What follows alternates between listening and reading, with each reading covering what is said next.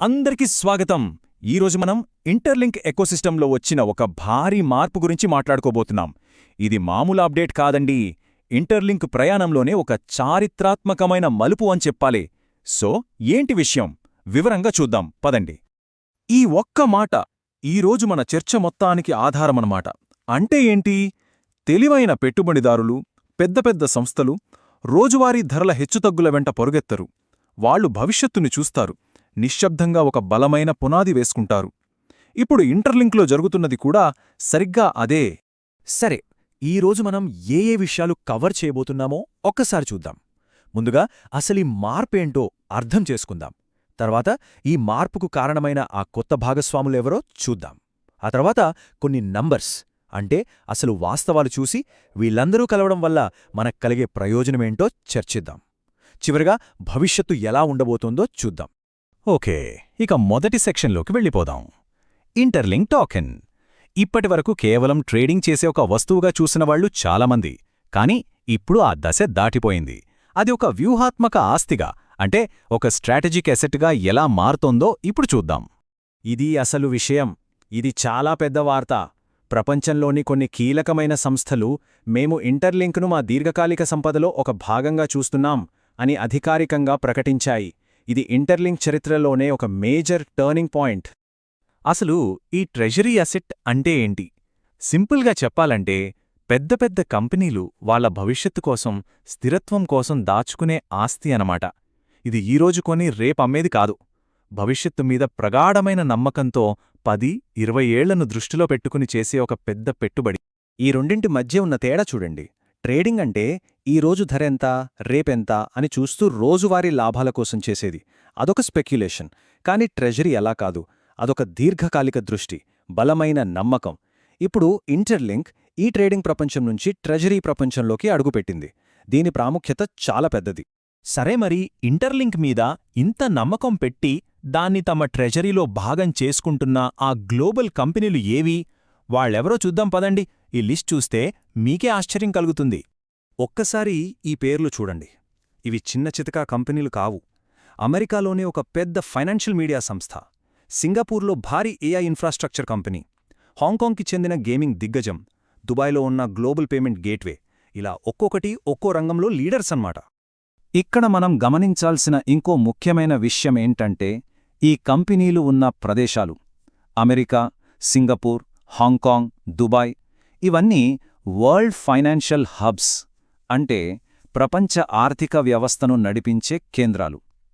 ఇలాంటి చోట్ల నుంచి ఇంటర్లింకు మద్దతు లభిస్తోందంటే దానికి గ్లోబల్ లెవెల్లో ఎంత గుర్తింపు, విశ్వసనీయత వస్తుందో ఆలోచించండి.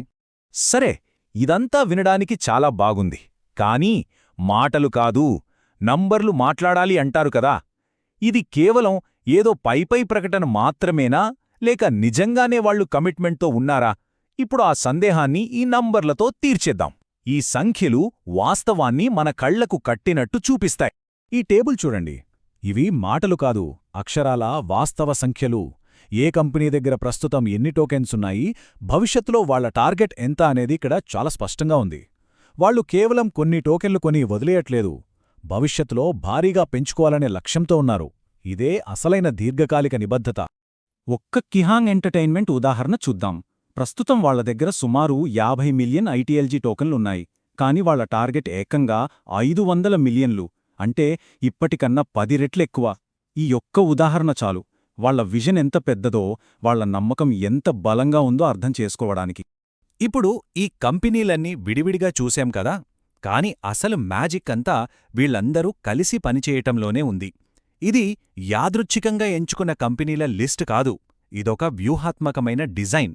ప్రతి భాగస్వామి ఈ ఎకోసిస్టమ్ను ఎలా బలోపేతం చేస్తుందో ఇప్పుడు అర్థం చేసుకుందాం. ఇదొక పర్ఫెక్ట్ సైకిల్ లాంటిదన్నమాట. చూడండి, మీడియా కంపెనీ ఏమో ప్రజల్లో నమ్మకాన్ని పెంచుతుంది, గేమింగ్ కంపెనీ ఏమో లక్షలాది మంది యూజర్స్ను లోపలికి తీసుకొచ్చి టోకెన్ వాడకాన్ని పెంచుతుంది, పేమెంట్ గేట్వేమో ఆ టోకెన్తో నిజ జీవితంలో కొనుగోళ్లు చేసేలా చేస్తుంది, ఇన్వెస్ట్మెంట్ సంస్థలు కొత్త మార్కెట్లను తెరుస్తాయి. ఇదొక పవర్ఫుల్ నెట్వర్క్. సో ఫైనల్గా దీనివల్ల ఎవరికి లాభం? నెట్వర్క్లో ఉన్న ప్రతి ఒక్కరికి, మనందరికీ.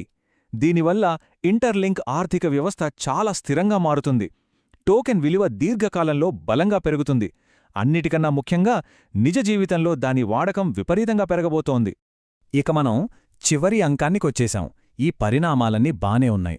మరి దీనివల్ల ఇంటర్లింక్ భవిష్యత్తు ఎలా మారబోతోంది? దాని ప్రయాణం ఏ దిశగా సాగబోతోంది? చూద్దాం.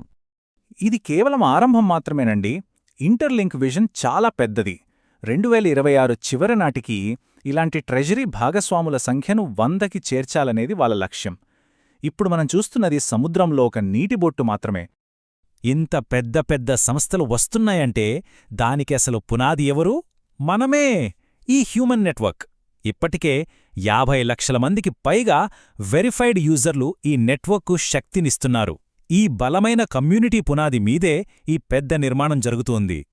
ఇప్పటివరకు మనం మాట్లాడుకున్నదంతా ఒక్క వాక్యంలో చెప్పాలంటే ఇదే: ఇంటర్లింక్ తన పరిమితులను దాటేసింది.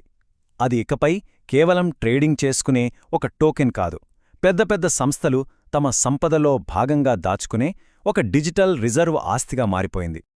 ఒక బలమైన, పటిష్టమైన పునాది ఇప్పుడు పడింది. దీనిపైన ఎలాంటి అద్భుతమైన భవిష్యత్తు నిర్మించబడుతుందో మనం చూడాలి. ఈ ప్రయాణం చాలా ఉత్కంఠభరితంగా ఉండబోతోంది. కాబట్టి సమాచారం తెలుసుకుంటూ అప్రమత్తంగా ఉందాం. తర్వాతి విశ్లేషణలో మళ్ళీ